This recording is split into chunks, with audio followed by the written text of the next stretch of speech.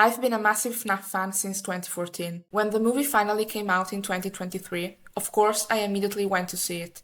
It wasn't a masterpiece by any means, but I had a good time with it. The critics demolished it, and while I personally enjoyed the movie, it was definitely flawed. The day before seeing the sequel, I checked the early reviews, and that 12% score surprised me. From the trailers, this movie gave me the impression that it would be better than the first one. The toy animatronics looked gorgeous, Harry and Charlotte were becoming part of the plot, and we were promised more William Afton. Now that I've finally watched the movie, I can say that it was a letdown. FNAF2 isn't the worst thing ever, but this time, even I, a hardcore fan, found it underwhelming. Let's start with the positive. This movie was objectively scarier than the first one, and I'm glad we only got one dream sequence. I loved the insanely detailed animatronics. Both the toys and the Withered looked perfect, and even the set design looks amazing. They are the saving grace which makes this movie enjoyable. Now we need to critically address the story though, because I personally found the writing terrible.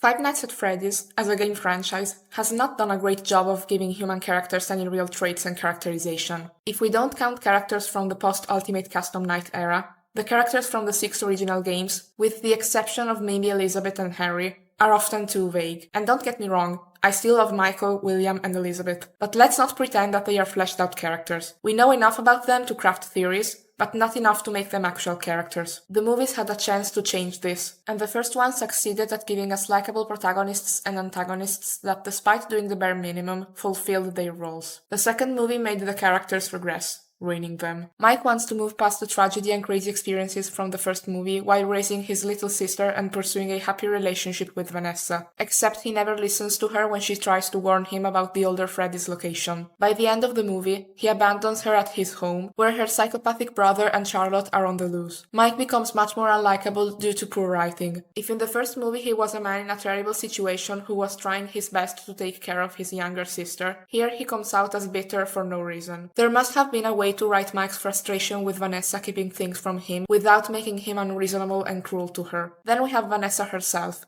who despite everything was my favorite character. She's dealing with trauma and attempting to live a normal life, but I don't understand why she chose to keep secrets that could easily come back to ruin her life. There was no reason that she couldn't scream over Mike and say that Abby had been visiting an older Freddy's location she knew. Even if Mike was being rude, Abby didn't do anything wrong and Vanessa loves her, so her withholding crucial information was neglectful and could have gotten Abby killed. Unfortunately, she showed no signs of significant growth throughout this movie, and her trauma relating to her father was never really resolved. Her character arc was all about getting better, but she didn't. Charlotte has been transformed into something completely different, and I don't know how to feel about it. I wasn't expecting a one-on-one adaptation of FNAF2. It didn't work this way for the first movie, so of course they would have followed a similar route for the sequel. But this Charlotte is too different from the game counterpart. I don't mind that in the movie, her infamous line from the Ultimate Custom Night is now explained as in that she doesn't hate her killer as much as she despises all parents who didn't listen to her warnings. What I don't appreciate is her personality. She's now a crazy sadistic murderer who would massacre families in front of children. And that's not who Charlotte is. They never outright tell us her motive in the games, but in Henry's speech, he describes her as a warm, loving child who lifted others into her arms. That is not what we see in this movie, and I personally hated that she can now possess people. Not only does it look ridiculous, but I personally would have preferred to actually see the puppet move and do something. And if spirits can possess anyone now, then William Afton is officially an immortal demon. He's going to possess anyone and never die. There's no reason that William Afton shouldn't be able to transfer into a new body when he's on the verge of death. The biggest character disappointment was Michael Afton. He was introduced as a clearly sketchy and evil guard, then showed up at the end to threaten Vanessa, only to get knocked down and run away. He had no character development at all and no proper backstory. I had the impression that they wanted Michael to be the main antagonist with an army of sentient AI, but then changed the script, and Charlotte took over as the main antagonist. I think this movie would have worked better without him. The paranormal investigators didn't need to be allowed inside. They could have just broken into the building. Michael's potential was insane. He could have been a secret good guy hired by Henry to guard the location, attempting to understand the animatronics while figuring out a way to help their souls move on. Once again, I don't mind seeing an adaptation that changes some things, but having a good guy turn into the villain is too distant from the source material, even if you want to consider the Michael accomplice theory. Michael Afton is a fan favorite, including mine, and I'm very disappointed at how the movie handled him. Then we have some choices that I don't understand from a creative standpoint.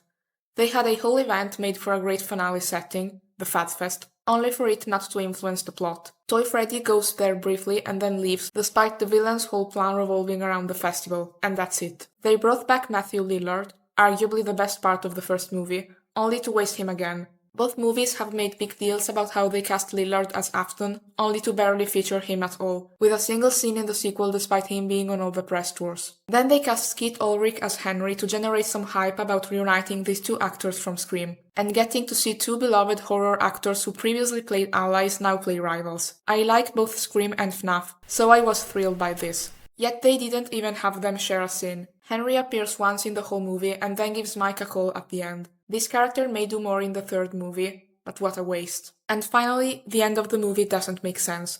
Michael shows up at Mike's house, and I have two questions. How and why? Charlotte was clearly in control of the toy animatronics at the time, and we know from the start that she wanted to kill Michael. There's no reason for him to put himself in the middle of such a dangerous situation with an army of animatronics that aren't obeying him at the moment.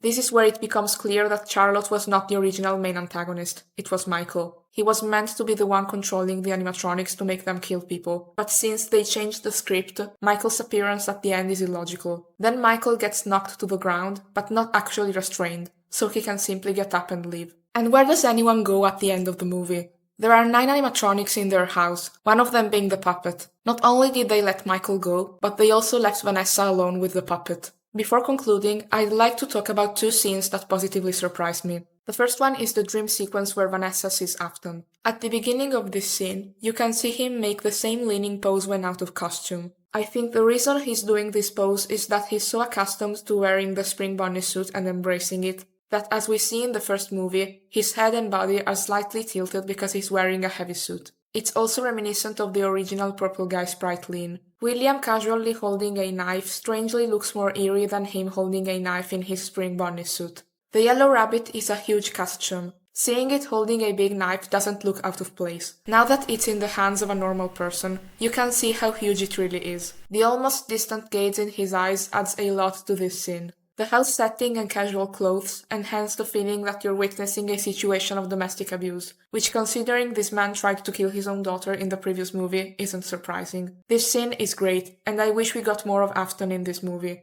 Then we have the office scene with the Withered. Not only do these animatronics look amazing, but I also appreciated how they implemented the game mechanics in the plot. My only complaint is that it took Withered Foxy way too long to attack Mike when the mask didn't work, and this is the only scene where they showed the Withered. I also want to talk about my experience at the cinema. Before the movie started, I got to meet 6 famous Italian FNAF YouTubers. They had organized an event to watch it with fans, and I had a great time. They were all very kind and made sure everyone got an autograph, and I got to meet many fans who were excited to see the movie just as much as I was. Watching this movie in a room full of people who love FNAF was amazing. We all laughed at the inside jokes and references that only fans would get, and we all gasped when we saw Baby. This was definitely one of the funniest theater experiences I've ever had. I'm dreading the third movie because there's too much going on. Vanessa's character arc was not finished, and she's now possessed by Charlotte. Mike's character arc was non-existent. Golden Freddy and the other spirits left. Michael Afton can presumably still control the Withered. In the midst of all this, Springtrap will be there. And on top of all of this, they added Circus Baby to the mix. She's way too important to only be shown as a flashback nightmare. It's possible the fan times will somehow be included, and as someone who loves Sister Location, it could be intriguing, but with all of these wild inconsistencies and terrible choices, I'm no longer as hyped as I was for the third movie. Will I still watch it when it comes out? Absolutely. But this time, my expectations will be much lower. So with all that said, are the critics right about the FNAF2 movie? As someone who defended the first movie,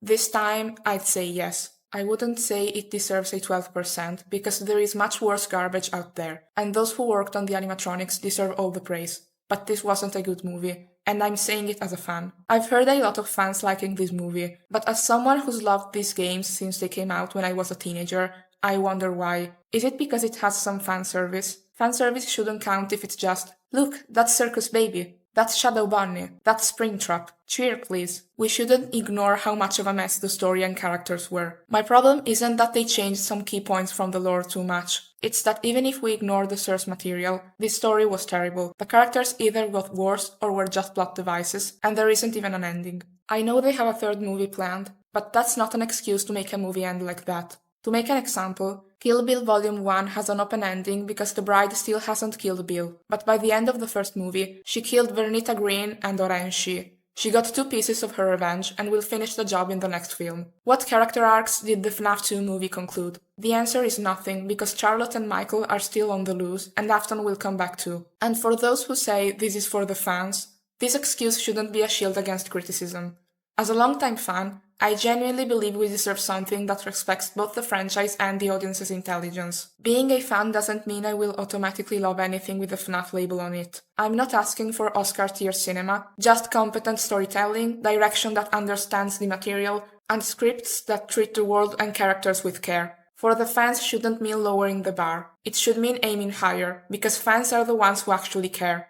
I care about Five Nights at Freddy's, and I wanted this movie to be better than the first one. If you enjoyed this movie, I'm genuinely happy for you, and I'll gladly read a comment where you explain what you liked. But personally, I expected more, and I could not believe how thrown together this was.